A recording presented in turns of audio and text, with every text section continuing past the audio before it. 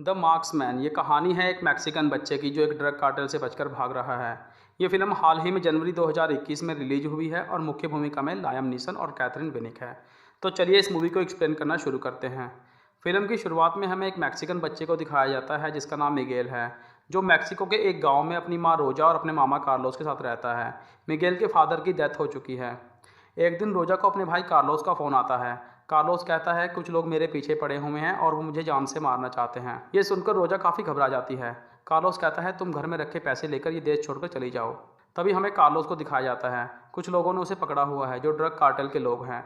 वो उसे टॉर्चर कर रहे हैं और पैसों के लिए पूछ रहे हैं। वो उन्हें कुछ भी नहीं बताता और वो उसे मार देते हैं। अब हमें जिम को दिखाया जाता है जो एक रिटायर्ड मरीन है और अकेला रहता है। उसके पास एक रैंच है जहां वो जानवर पालता है, लेकिन पैसों की कमी के कारण बैंक उसकी प्रॉपर्टी को 90 दिनों में नीलाम करने वाला है, जिसकी वजह से वो बहुत परेशान है। उसकी एक बेटी है जिसका नाम सारा है और वो बॉर्डर पेट्रोल में काम करती है। जब एक दिन जिम अपने घर जा रहा था तो उसे बॉर्डर क्रॉस करते हुए रोजा और मिगेल मिलते हैं। उन्हें देखते ही वो समझ जाता है कि इन्होंने इनलीगली बॉर्डर क्रॉस किया है। जिम रोजा से कहता है कि मैं बॉर्डर कंट्रोल को फ़ोन कर रहा हूं ताकि उन्हें वापस डिपोर्ट किया जा सके।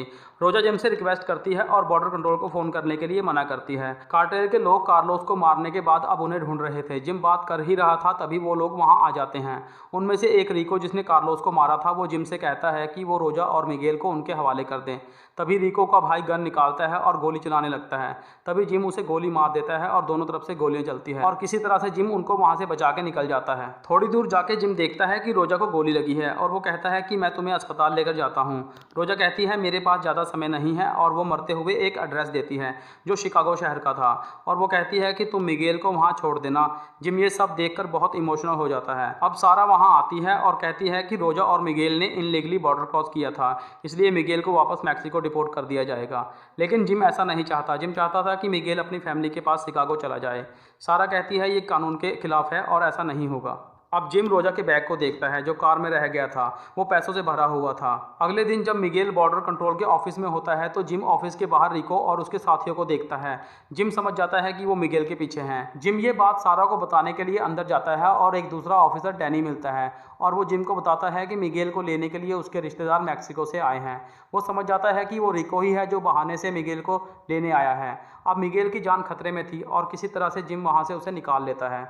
जब वो बाहर आते हैं तो रिको उन्हें देख लेता है। जिम वहाँ से सीधा अपने घर जाता है और अपना ज़रूरत का सामान इकट्ठा करता है और मिगेल को लेकर वहाँ से निकलता है। जिम के जाने के बाद वहाँ रिको आता है और जिम के बारे में छानबीन करता है और उसका मेडल ऑफ ऑनर जेब में रखता है। रिको वहाँ से निकलते वक्त जिम के घर को जला देता है।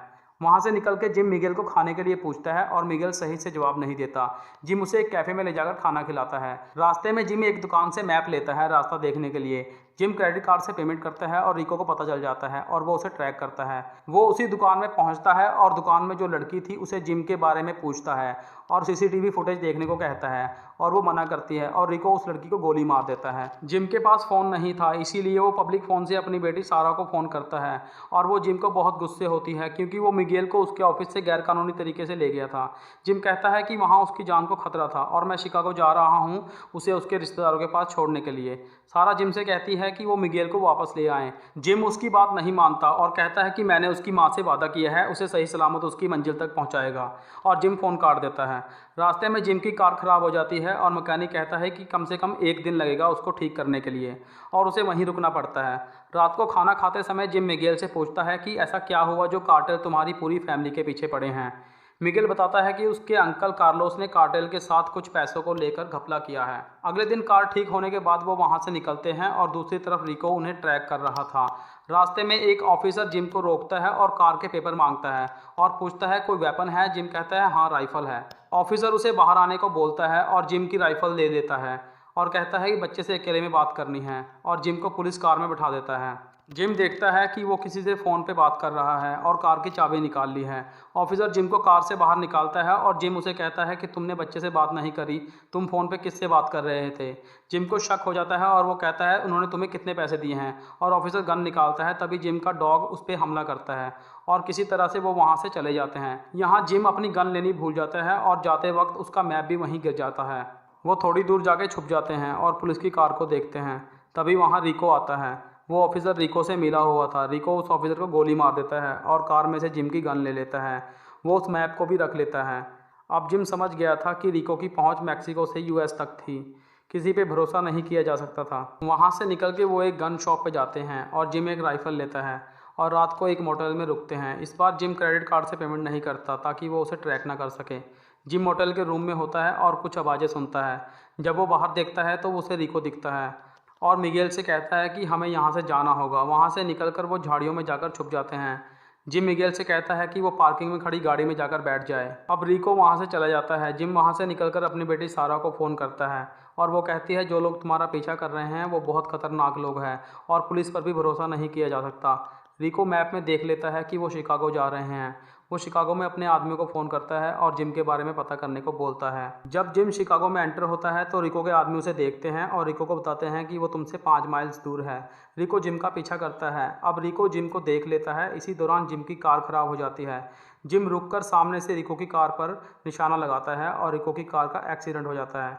इसी मौके का फ़ायदा उठाते हुए जिम और मिगेल एक फार्म की तरफ भागते हैं। अब रिको और उसके आदमी घायल हो चुके थे। जब रिको अपने आदमियों के साथ फार्म की तरफ आता है तो जिम उन पर निशाना लगा के बैठा था और उसके 2 आदमियों को मार देता है। अब रिको फार्म के अंदर आता है और मिगेल को पकड़ लेता है। यहाँ जिम रिको को बातों में उलझाता है और उसकी गन छीनकर उसे मार देता है।